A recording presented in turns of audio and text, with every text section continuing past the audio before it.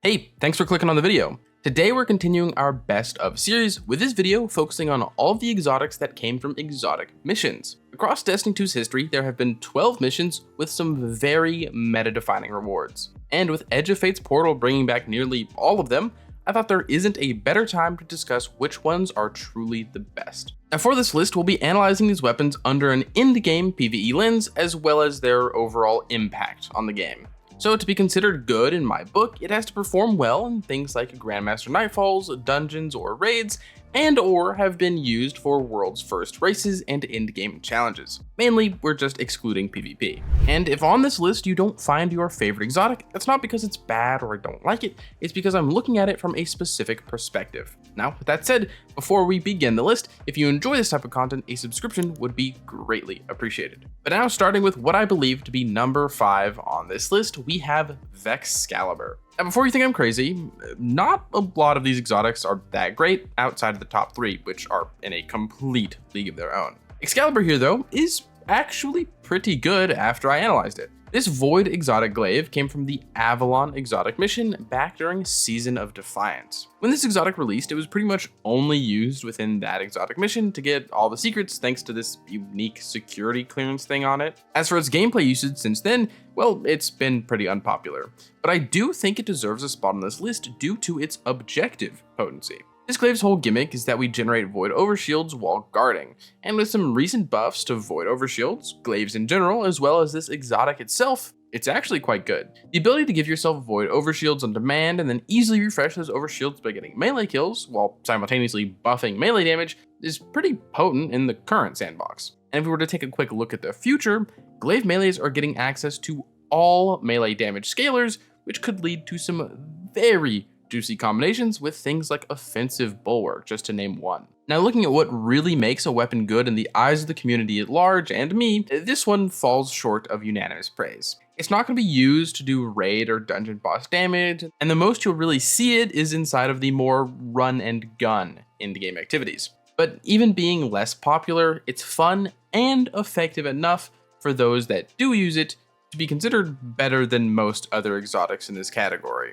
And if you think I'm wrong, I would love to know why down in the comments below. But now on to number 4, we've got another one that after doing my initial research, I didn't expect it to be in the top 5. And that is our newest exotic, Barodiad, the Strand SMG. This came from the hidden exotic mission Do You Realize at the start of episode Heresy. Barodiad is definitely the most unique exotic on this list due to the fact that it has one of 2 different perks active depending on which vendor track you have toggled within Eris's Flat. If anyone's watching this after Eris's Flat has been removed, I imagine it just became 2 perks on the gun that you can toggle between, like Queenbreaker. But now, outside of being a novel exotic SMG, what gives it spot number 4? Well, it's not the legacy of the weapon, as it's been around the shortest time of any exotic at this point in the game.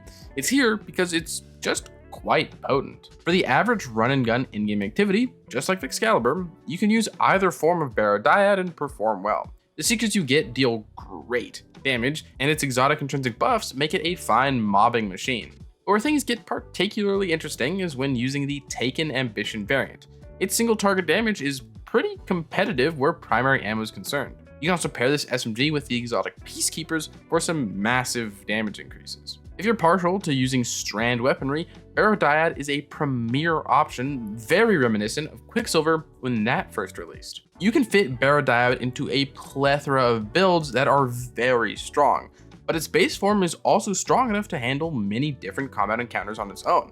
Like I mentioned earlier, and just as I did with Vexcalibur, Barodiad doesn't have any crazy raid or dungeon capabilities or repertoire, but it is just stronger than the average exotic mission reward. But these lukewarm takes all change as we move to number 3. The remainder of this list are true meta-defining options from their release to this day.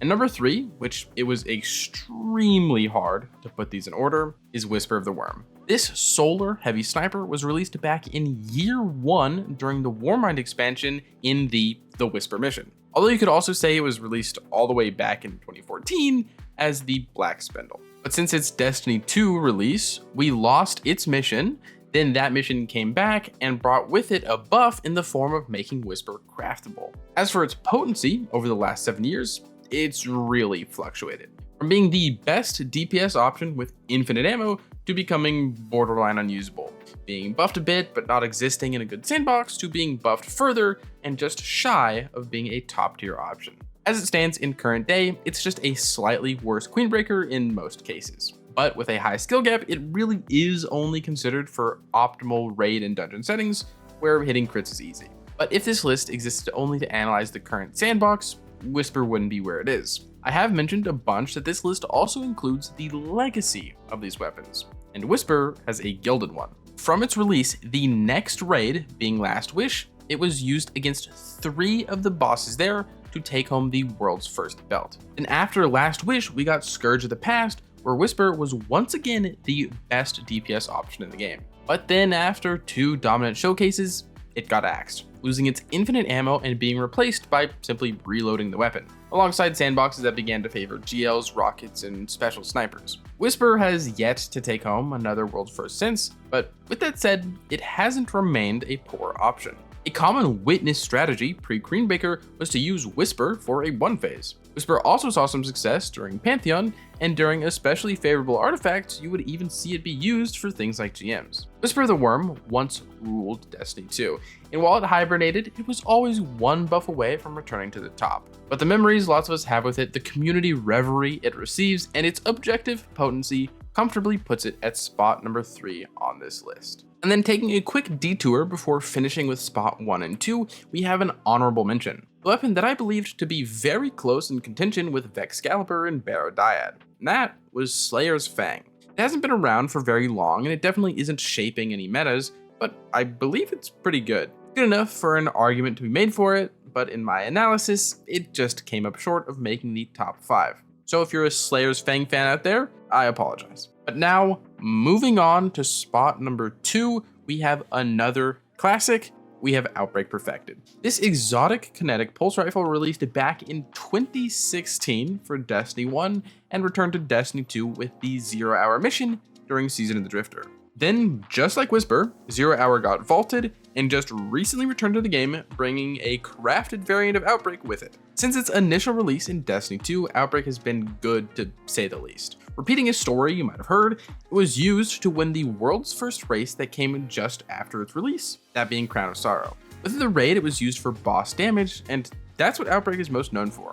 Due to the insane numbers that a full fireteam Outbreak can put up, this weapon has existed since its release as this kind of looming option, specifically for day 1 raids and dungeons. But to that point, after it took home a belt, it disappeared and hasn't been used for a world's first victory since. This is mainly due to the sandboxes becoming more balanced, with heavy weapons usually being pretty good at DPS versus a primary weapon. But while it hasn't been used to win a world's first since, and it isn't the best option, that doesn't mean it wasn't considered or been a part of day 1 strategies. This weapon is so good at putting out damage with no ammo necessary and no prep that it always finds itself in the back pocket of people attempting day 1 content. Like for me personally, taking Vesper's Host 138th place, we used Outbreak.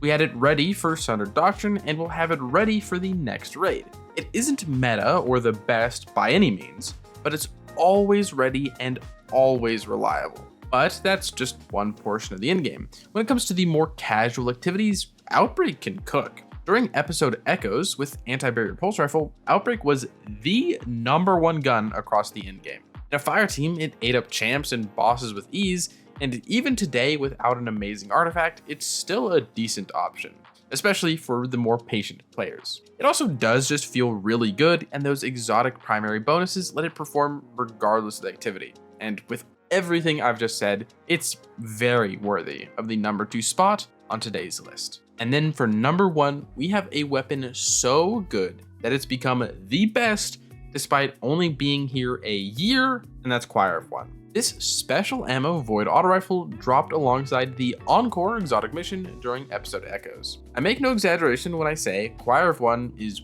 one of the best options for every single thing you can do in the game. It is stronger than a machine gun for ad clearing, it does more damage than GLs, snipers, or shotgun, it has infinite range, and it has the best ammo economy in the game. There are even boss damage strategies that revolve around Choir of One. Now, while it doesn't have the flashy accolades of a world's first boss kill, like some of the other entries on this list, it was used in the 2 races it was around for. If you ask any in-game competitive player what weapon they're taking into a puzzle encounter or an ad clear encounter, I promise they'll say Choir of One. Choir's only competition in this entire slot is a certain weapon that somehow does even more damage. But then moving out of raid settings, like I said, it's gonna carry you to success no matter the activity. GMs feel like they were quite literally made to be destroyed by Choir of One. You can ad clear with ease until a champion or a mini boss shows up,